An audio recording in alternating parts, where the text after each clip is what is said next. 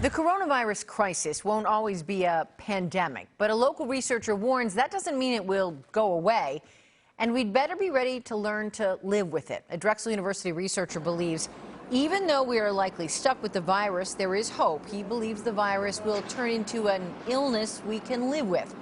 With me now is Michael LeVasseur. He's an assistant teaching professor at the Drexel School of Public Health at Drexel University and an infectious disease epidemiologist. Thanks so much for being with us. Thanks for having me. So you say we're going to have to learn to live with it. What does that look like, and what do we know about the virus that leads you to believe that way?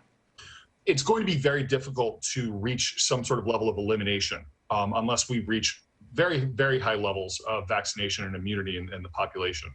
And even still, it's likely that given timing and what we know about other coronaviruses, that there's probably going to be some sort of seasonality associated with it, meaning that it might be every 1 year we're going to see an uptick, or every 2 years that we'll see an uptick, which is common with the other coronaviruses that we've seen that, normally cause the common cold.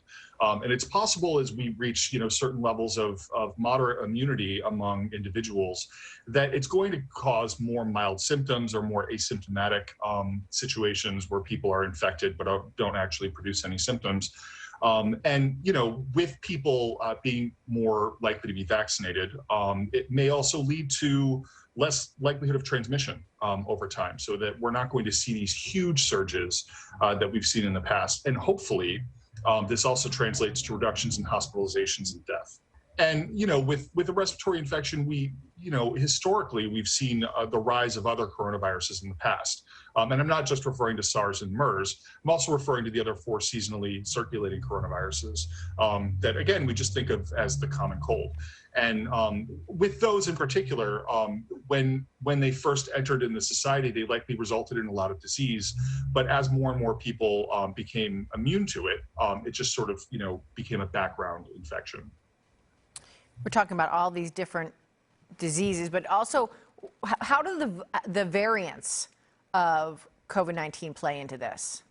So coronaviruses are an RNA virus, and they have a less than perfect mechanism for replication.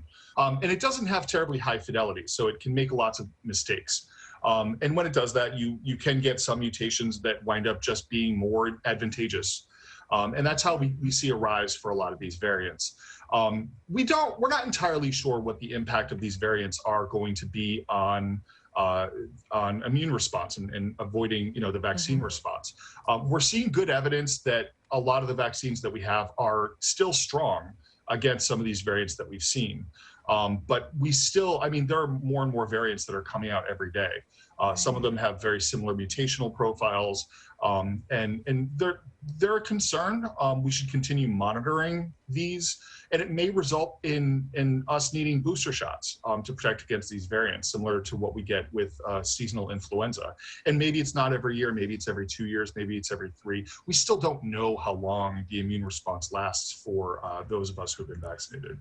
Right, so we should be prepared for those booster shots at some point. What other steps do you think that we need to be taking as we get ready to learn to live with it? This is the new normal. We're not going back, we're going forward. We're going forward, and I think that's an important distinction. It's funny, I was talking with my mother the other day, and she was asking me, when can I feel comfortable going back and having, normal life? When can I go to the movies again? And, I don't have a good answer to that. I don't know that there are scientists who do have a good answer to that. I think a lot of that is political and social, in terms of, what level of comfort people are going to have as a result of the experiences that we've had. I know people who are going to continue wearing masks no matter what.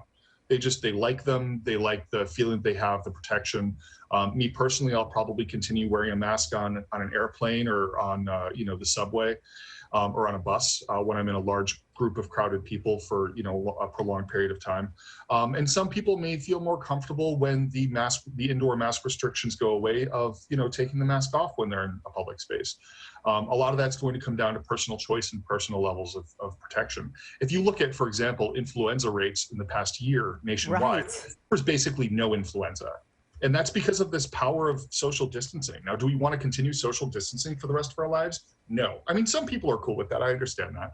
And that's fine. But most of us want to get back together to having birthday parties and weddings and whatnot. And what does that mean? I think the bigger question is, what's the timeline to getting to that newer normal? And I don't have an answer for that. I really do think that's a political question, more so than a scientific question. I would like to see more people vaccinated than we currently have, especially in our area. But, 70% of the population would be a great minimum. I would prefer to see 80 to 90% of the population fully vaccinated.